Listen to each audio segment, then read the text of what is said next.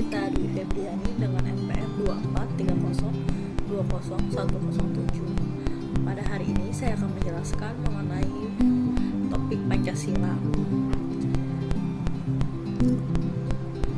Yang pertama adalah Pancasila dalam konteks ketatanegaraan. Pancasila ini pengertiannya dibagi dua. Yang pertama sebagai sumber segala sumber hukum, yang kedua sebagai norma dasar atau Grundnorms. Nah, sumber segala sumber hukum yaitu segala peraturan perundang-undangan di Indonesia mulai dari UUD 1945 hingga peraturan daerah tidak boleh bertentangan dengan nilai-nilai Pancasila, sedangkan norma dasar atau Grundnorms yaitu Pancasila berkedudukan sebagai norma hukum tertinggi yang sifatnya tetap dan tidak dapat diubah. Karena mengubah Pancasila sama saja dengan mengubah atau membubarkan negara Indonesia. Yang kedua ada hubungan antara Pancasila dengan UUD 1945. Yang pertama, Pancasila berkedudukan sebagai dasar negara sekaligus sumber dari segala sumber hukum.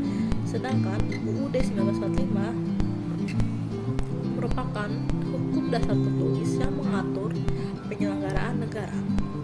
Hal ini berarti bahwa Pancasila menjadi landasan filosofis dan ideologis, sementara UUD 1945 sebagai pedoman yudisis dalam praktik ketatanegaraan. Yang kedua ada Pancasila menjadi dasar pembentukan UUD 1945 karena nilai-nilai yang terkandung dalam Pancasila dijabarkan dan dituangkan ke dalam pasal UUD 1945. Pembukaan UUD 1945 ini secara jelas memuat nilai-nilai Pancasila, khususnya pada alinea keempat yang mencantumkan rumusan 5 sila dalam Pancasila. Dan yang ketiga, ada hubungan Pancasila dan UUD 1945 ini bersifat hierarkis.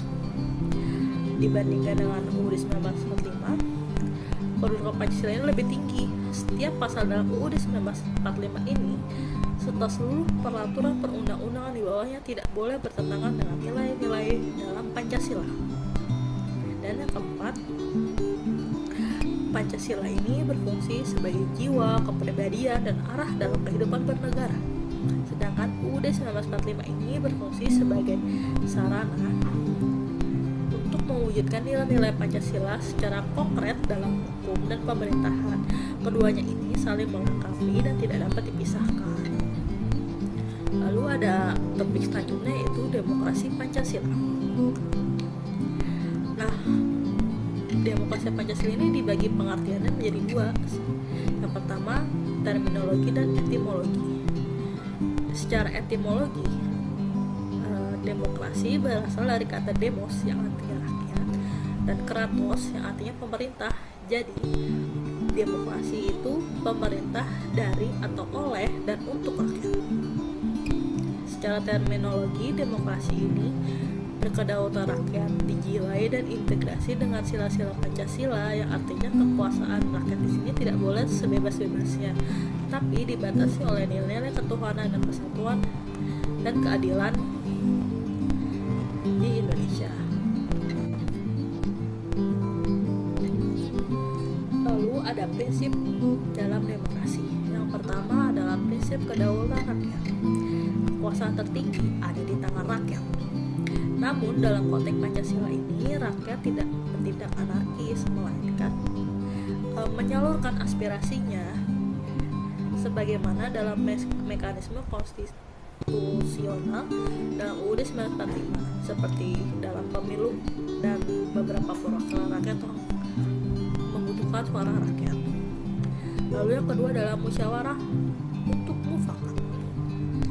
Prinsip ini mengambil keputusan ini tidak diawali dengan voting, melainkan dengan pembahasan mendalam, diskusi untuk mencapai kesepakatan bersama yang masing-masing pihak memiliki hak dan kepuasan terhadap suara yang mereka keluarkan. Nah, voting itu dilakukan jika masyarakat tidak menemukan titik akhir dalam bermusyawarah hingga memerlukan voting sebagai jalan terakhir. Dan yang ketiga ada prinsip ketuhanan atau demokrasi religius. Di Indonesia ini tidak sekuler, atau artinya setiap kebijakan negara dan perilaku politik rakyat harus dapat dipertanggungjawabkan secara moral kepada Tuhan Yang Maha Esa. Nah, kebebasan berpolitik ini dibatasi oleh nilai-nilai agama dan etika. Lalu untuk yang ketiga adalah prinsip negara hukum atau rule of law. Apa sih negara hukum itu? Nah, di demokrasi ini, demokrasi Pancasila itu bukan hanya demokrasi kekuasaan ya, melainkan dia itu salah satu demokrasi hukum, yaitu dimana semua orang sama di mata hukum dan memiliki peradilan yang bebas. Jadi hakim tidak boleh diintervensi oleh orang yang lebih berkuasa. Lalu untuk yang kelima ada kebijakan keseimbangan hak dan kewajiban. Nah, prinsip ini setiap warga negara itu memiliki hak politik, yaitu suara dan pendapat mereka itu sama. Namun hak tersebut dibatasi oleh kewajiban untuk menikmati hak orang lain, sehingga keputusan yang diambil itu untuk menjaga persatuan bangsa. Tidak ada kebebasan yang mutlak tanpa adanya rasa tanggung jawab. Lalu ada